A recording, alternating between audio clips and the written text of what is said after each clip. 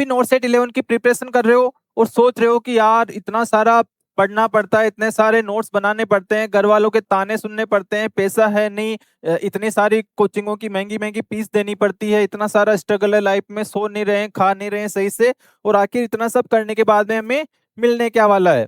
जी हाँ दोस्तों, आज के वीडियो में मैं आपको रिवील करने जा रहा हूँ यहाँ पे आपके लिए एम्स दिल्ली का सैलरी स्लिप। फर्स्ट मंथ में आपको इन हैंड कितनी सैलरी मिलने वाली है ये भी इस वीडियो में आप लोग क्लियरली जान पाओगे, और सैलरी के साथ में अदर क्या बेनिफिट्स देती है गवर्नमेंट आपको, वो भी आपके लिए बहुत अच्छा मजेदार होने वाला है। तो वीडियो को एंड तक देखना पूरी डिटेल के साथ में। तो इस वीडियो के अंदर हम आगे बढ़ते हैं। चलो अब बात करते हैं सैलरी स्लिप में क्या नहीं है, जो मैं आपको बता देता हूं पहले कि क्या क्या आपको सैलरी स्लिप में देखने को नहीं मिलेगा, फिर भी आपको मिलने वाला है। ईएल मिलती है आपको ईयरली 30 आपको एक साल की ईएल मिलती है, जो आप लोगों की चॉइस के ऊपर है। छुट्टी लेना चाहो तो लो, नहीं लेना चाहो तो अपनी जमा करके रखो। लास्ट में आपकी सर्विस जब कंप्लीट हो जाएगी रिटायरमेंट के टाइम, अगर आप 300 अपनी ईएल बचाते हो तो उसका सारा पैसा आपको रिटर्न हो जाता है।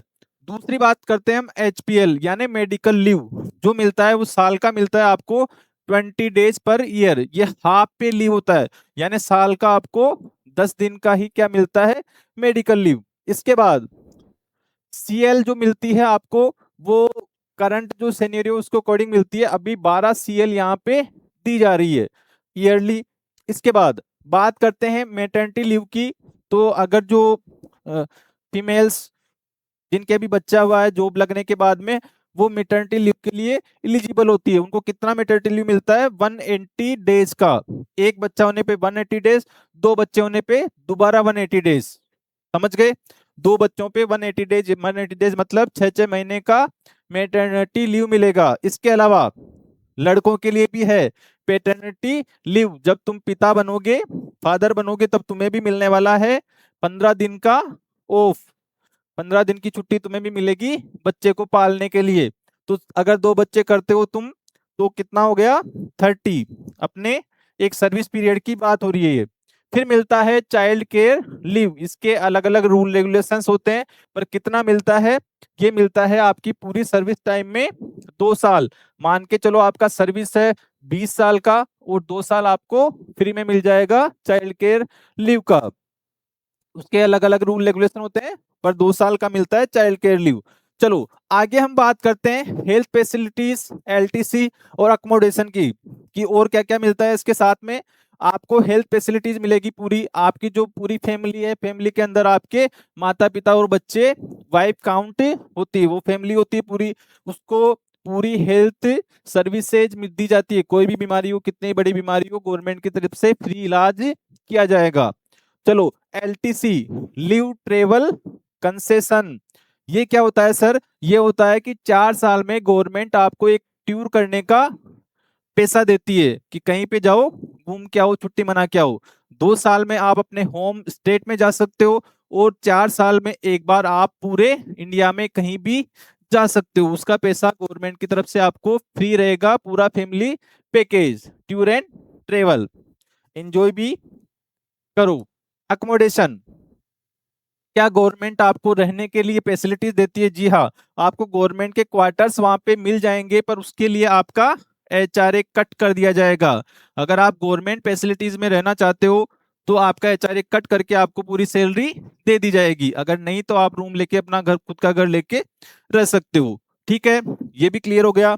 सर सैलरी के बारे में बताओ, सैलरी कब बताओगे? चलो एक और चीज पहले बेनिफिट की सुन लो कि और क्या बेनिफिट मिलता है इसके साथ में। कैरियर ग्रोथ मिलता है, एनपीएस मिलता है, और लॉन्ग टर्म वैल्यू मिलती है। कैसे सर?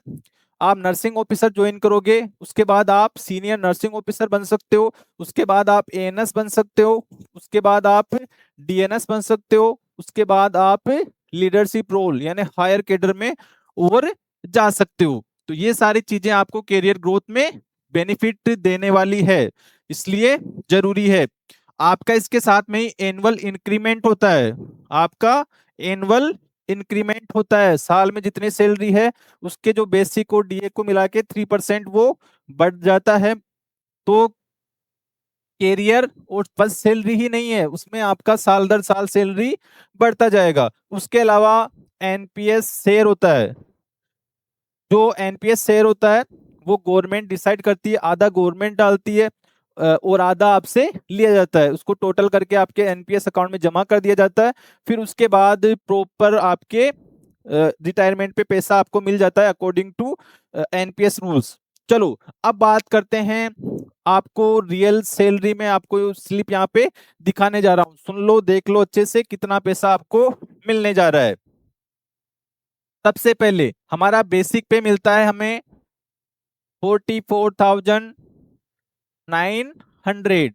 इसके बाद मिलता है हमें डीए, ये सैलरी स्लिप थोड़ी सी पुरानी है, अभी डीए 60% हो गया, पर उस सैलरी स्लिप के हिसाब से मैं बता रहा हूँ, जो उस टाइम चल रहा था वो 58% था। तो उस टाइम हमारा जो डीए था वो था 26,042 रुपए। इसके अलावा एचआरए जो दिल्ली की मैं बात करूं तो 13,470। इसके जोड़ते जाओ इनको सबको, ये सब जुड़ रहे हैं आपकी सैलरी में। इसके अलावा ट्रांसपोर्ट अलाउंस मिलेगा आपको 3,600। उसके अलावा मिलेगा आपको डीए ऑन टीए 2,088। उसके अलावा मिलेगा आपको यूनिफॉर्म अलाउंस 2,250।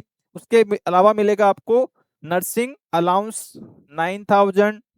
उसके अलावा आपका एम्प्लॉय जो शेयर है वो मिलेगा आपको एनपीएस का 9,932।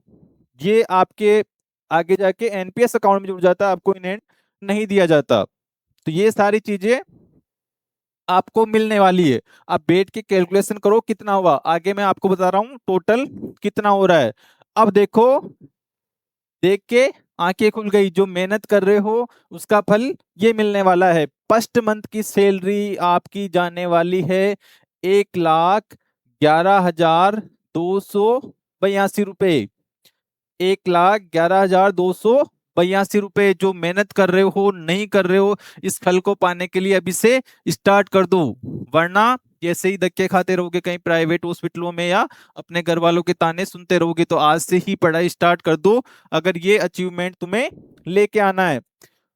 दूसरा, ये हो गई हमारी ग्रोस सैलरी, इसको बोलते हैं ग्रोस सैलरी है हमारी, आगे पीछे हमारे पास से आने वाली है। पर जो अभी आपको मिलने वाली है करंट आपके बैंक में ट्रांसफर हो जाएगी फिक्स महीने के एंड में ही 1 तारीख को 93,606, ये आपके बैंक अकाउंट में डिपॉजिट होने वाली है। अब ऐश करो, अब ऐश करो, क्या करना चाहते हो। ये सारी सैलरीज आपको मिलेगी एक प्लान के साथ में, एक प्लान के साथ में। इसको आप बढ़ी हुई सैलरी है, मैंने और कम बताया है, 1,000-2,000 रुपए और जुड़ेंगे उसमें, जो 2% डीए बढ़ा है अभी उसका। पर ये तो कम से कम आपको मिलने ही वाला है। और इसके अलावा 8th पे कमीशन लग जाएगा जनवरी 2026 से, अकॉर्डिंग टू गवर्नमेंट डाटा। तो फिर भी आपकी सैलरी 20-25 हजार रुपए और बढ़ा के मान लो, उसमें ऐड करके चलो, इतना बढ़ जाता है हर बार जो पे कमीशन बढ़ता है उससे। तो अब कमेंट में लिखो कि सबसे पहले गवर्नमेंट जॉब लगने के बाद आप सैलरी स्लिप किसको दिखाने वाले हो। कमेंट में जरूर लिखना कि सर मैं मेरी पास सैलरी स्लिप इसको दिखाने जा रहा हूँ। इसी तरह के इंफॉर्मेटिव वीडियो और देखने के लिए हमारे चैनल से जुड़े रहिए। इसी के साथ में जय हिंद, जय भारत।